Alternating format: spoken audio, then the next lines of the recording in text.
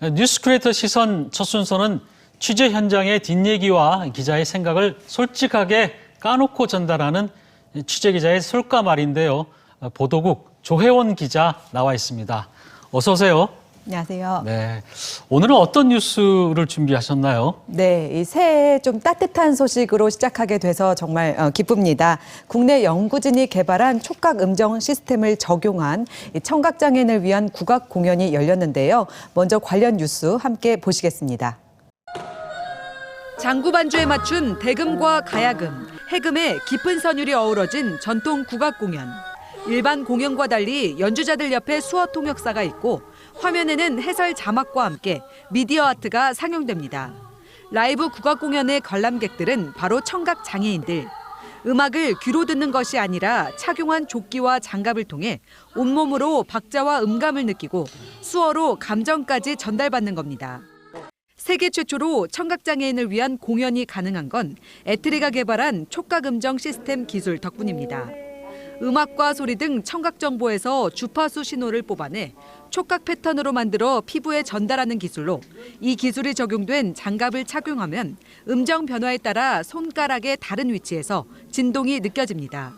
소리를 듣지 못해도 시각과 촉각을 통해 생생하게 음악을 느끼고 즐길 수 있게 된 겁니다. 연구진은 청각 장애인들이 음악 관람뿐 아니라 자신의 음감을 익히고 음악을 학습할 수 있도록 교육용 콘텐츠도 개발할 계획입니다.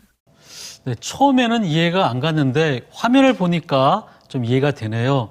어떻게 보면은 이제 첨단 기술이 청각 장애인들에게 음악을 느낄 수 있도록 해준 건데 조혜원 기자도 현장에 갔었죠? 네네. 직접 체험을 해봤을 텐데 어떤 느낌이었습니까? 네, 이 소리의 음정 변화에 따라 이 장갑의 다른 위치에서 진동이 울리는 점이 굉장히 신기했습니다. 이 기술의 원리는 소리나 음악 등 청각 정보에서 이 소리의 주파수를 뽑아낸 뒤에 촉각 패턴화해 기기를 통해 촉각으로 전달되는 시스템입니다. 우리의 뇌는 촉각뿐만 아니라 청각을 모두 같은 신호로 받아들이기 때문에 이 청각 장애인들 도 새로운 방법으로 음악을 즐기고 또 생생하게 느낄 수 있게 된 겁니다. 네, 보니까 공연의 내용을 수화까지 등장해서 전달하는 거 보면은 굉장히 세심하게 배려를 했다 이런 느낌도 드는데 현장에 있던 이 장애인들이 느꼈던 분위기라든지 또 이런 느낌은 어땠습니까? 네, 굉장히 즐거워하시고 신나하셨습니다. 사실 이분들은 이런 공연장에 오신 것도 대부분 처음이셨고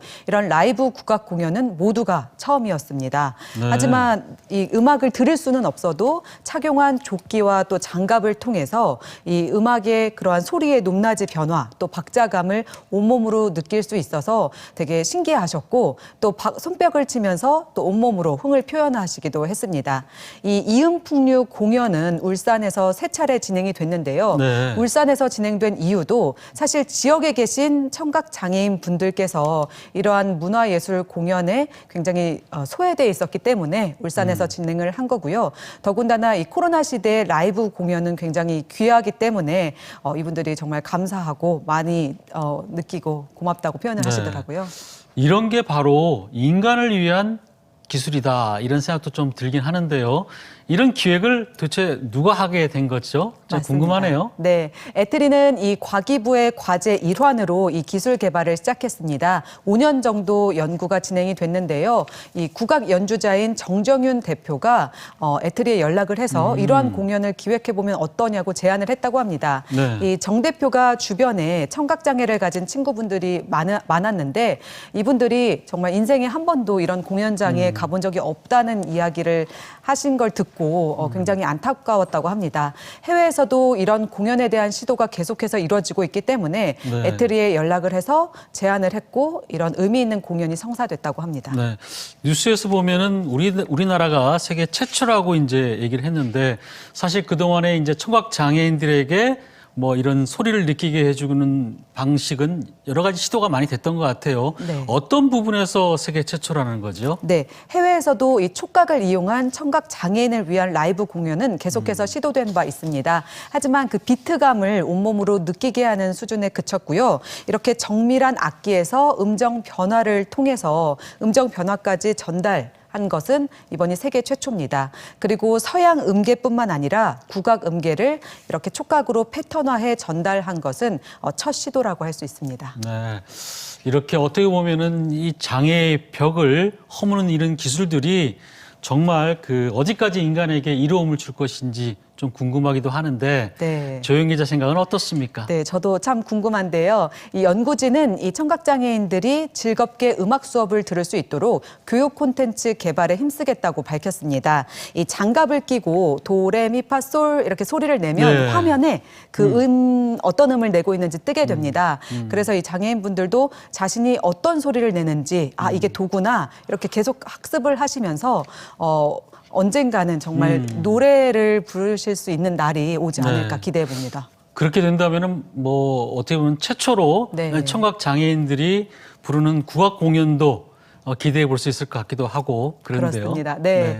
그런 날이 오려면 이러한 공연 시도들이 보여주기식으로 한 번으로 그치는 것이 아니라 계속해서 좀 의지를 갖고 의지를 갖고 그리고 재정적인 부분도 뒷받침돼야 가능할 거라고 생각합니다. 그렇겠죠. 네. 네. 근데 이렇게 좋은 기술들이 사장되지 않도록 하기 위해서는 빨리 이제 상용화 시킬 수 있는 그런 게 좀 이루어졌으면 하는 생각이 드는데 네. 지금 개발했다는 그 애들이 이제 전자통신연구원이죠. 어떤 계획을 가지고 있습니까? 네, 연구진들도 상용화를 위해서 계속해서 노력하겠다고 밝혔고요. 연구진들도 이런 공연 시도가 굉장히 개개인에게 감명 깊었다고 합니다. 자신들이 연구실 안에서 그저 연구만 했던 기술들이 이제 실제 누군가에게 도움이 되는 과정들을 보니까 큰 힘을 얻어서 계속해서 노력해서 좀 더 상용화에 앞당기겠다고 합니다. 네. 자, 이번엔 다른 얘기를 좀 해보겠습니다. 20개월 된 영아를 성폭행하고 살해한 의붓아버지 재판 결과가 나왔죠. 그렇습니다. 이 검찰이 양 씨에게 동물에게도 못할 범행을 저질렀다며 이 사형을 구형했는데 1심 재판부는 징역 30년형을 선고했습니다. 애초 검찰은 일찌감치 항소한 상태고요. 이 성충동 약물치료 청구가 기각된 데 대해서도 다시 다투겠다고 밝혔습니다. 네. 30년 이제 그 형을 이제 선고가 된 건데 시민들이 여전히 분노를 좀 하고 있어요. 네. 20개월 된 영아를 성폭행하고 살해까지 했는데 30년이 선고된 사안에 대해서 왜 분노하는 거죠, 시민들이? 네, 이런저런 이유로 재판에서 계속해서 감형되기 때문입니다.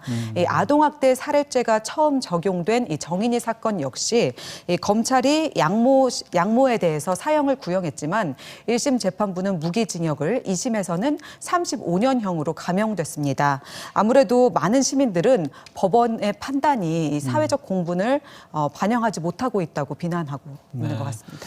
그래서 제가 듣기로는 이 양모 씨에 대해서 뭐 신상 공개도 기각이 되고 또 성충동 억제 약물을 투입하는 것도 기각이 됐다고 얘기를 들었어요. 네. 그리고 이제 시민들도 지금 분노의 목소리를 내고 있는데 이런 부분들에 대해서 재판부도 분명히 보고 들었을 텐데 그럼에도 30년을 선고할 수밖에 없는 그런 판단 이유가 있나요? 네, 재판부는 판결문에서 이렇게 밝혔습니다.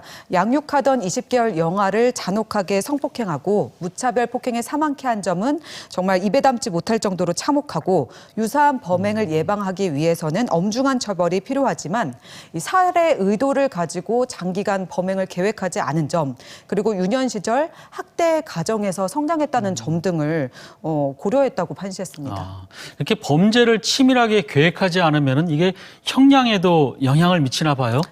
저도 이해가 되지 않는 부분입니다. 이 많은 시민단체에서도 이 부분에 주목했는데요. 사실 치밀하게 범행을 계획하지 않아도 이 어린이들, 연약한 생명은 쉽게 꺼져갑니다.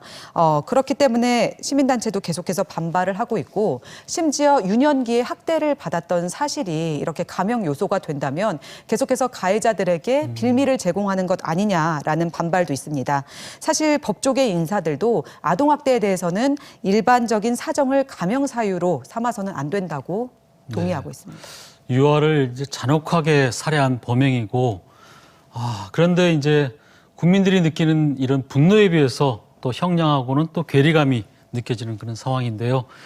조영 기자 속감을 한번 들어볼까요? 네, 이 아동학대 범죄는 점점 잔혹해지고 증가하고 있지만 사실 이 법감정은 국민의 공분을 따라가지 못하고 있습니다. 새해에는 아동학대 예방을 좀 위해서는 예방도 중요하고 강력한 처벌, 이 두 마리 토끼를 잡아야 한다고 생각합니다. 이런저런 이유를 봐주면서 감형을 한다면 사실 장차 발생할 피해자를 보호할 수 있는 그러한 명분도 사라지게 된다고 생각하고요. 마지막으로 저희 TJB도 올해도 역시 다방면으로 아동학대 예방을 위해 힘쓰겠습니다. 네. 조영 기자 수고했습니다.